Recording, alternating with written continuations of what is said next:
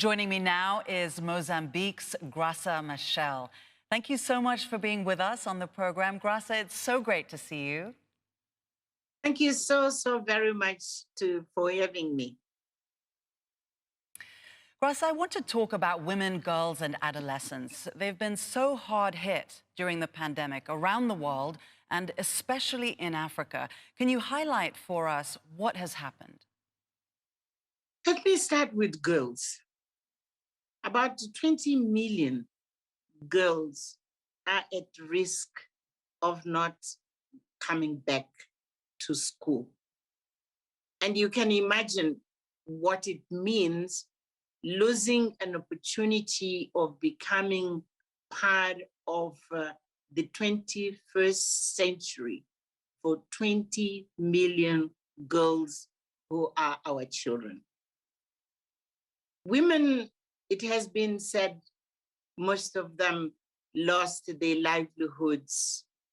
But more than the material losses, women have lost their sense of dignity when they cannot earn a living, when they cannot provide for their families, when they become vulnerable to looking for food every day, they lose their jobs.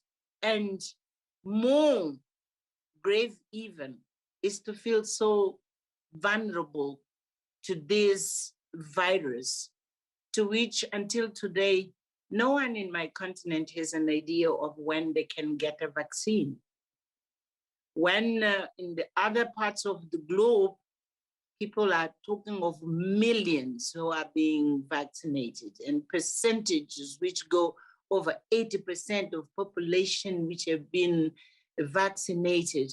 And on my continent, less than 2% of the almost a billion of Africans, they do not know when they can have a vaccine. So they are vulnerable to at any time, being infected and dying of this deadly, virus. And this is the environment where girls and women are living on my continent. I don't want you to believe that we are hopeless.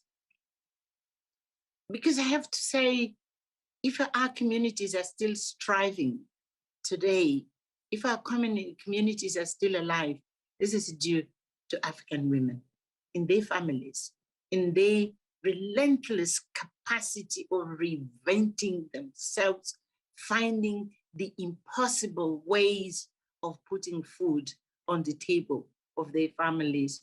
And even though there's difficulties, where yes, they are going out there to have access to health, access to children going to school. All this is really responsibility of African women.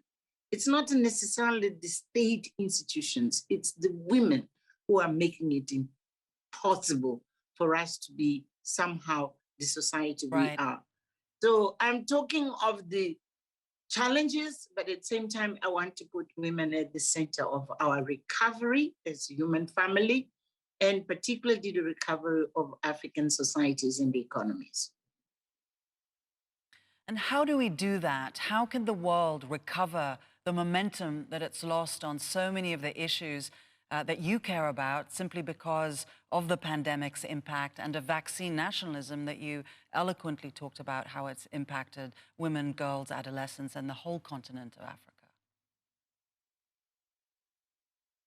I would really appeal to our sense of identity as human beings, to recognize that every single human being counts and has to be valued.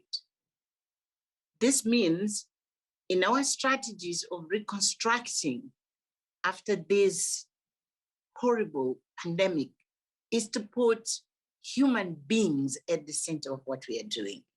And I worry that sometimes we talk much more of economies and the numbers and the monies which are required, but not necessarily thinking of a child, an adolescent, and boy and girl, the young people, women, so that your strategies of recovery will be focusing on the specific needs of each social group I have just mentioned. It's not about numbers, it's about people. This is first. I think the other thing which worries me really is how do we come to a situation where when we were united to say this virus is a threat to all of us, once we have vaccines, then some leaders, they decided that their populations are more important than the rest of the population of the world. I just can't understand. I can't understand. And this comes back to the issue of, it's not really, it's more than solidarity. It's an issue of seeing yourself with the eyes and the feelings of the other, and to feel that you are because someone else is. We talk of the Ubuntu. It's not too late to continue to talk about it. But really, we need to go back to the sense of belonging to the same human race, human family, and the rights to life are the rights of every single person. You are in Africa, you are in Latin America, you are in Asia, you are in Europe, you are in America.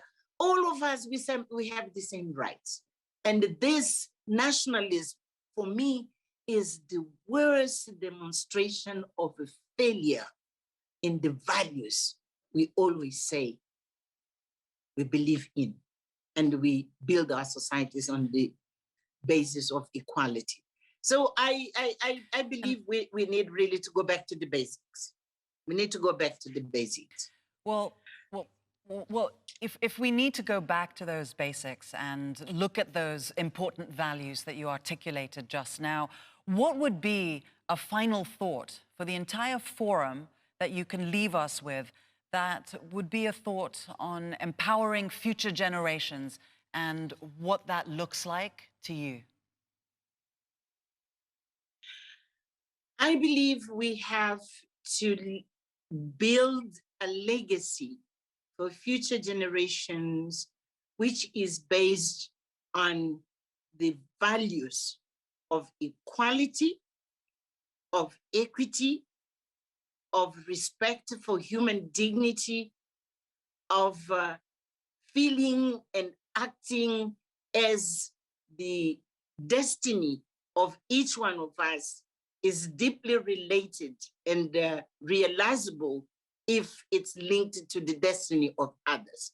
I think this is the ground in which young generation, in my view, should be nurtured. And I'm saying should be nurtured to grow, knowing that they have to be closing the gap of inequality, closing the gap of poverty, closing the gap of these artificial, walls which we have built of those who are developed and not those who are not developed, and the right of certain people to achieve their potential and others not.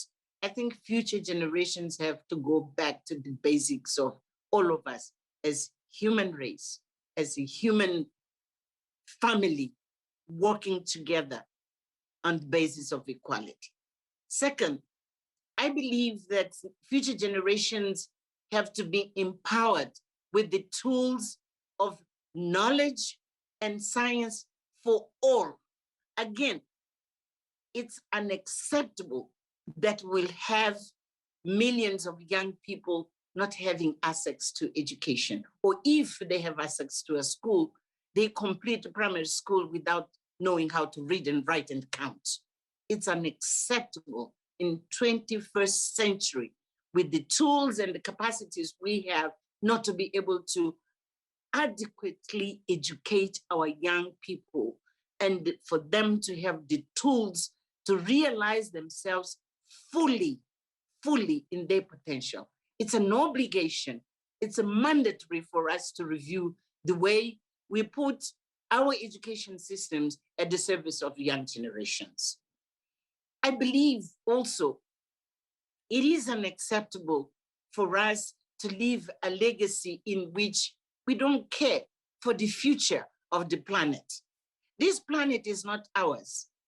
It was lent to us, and we have to leave it to young generations to come.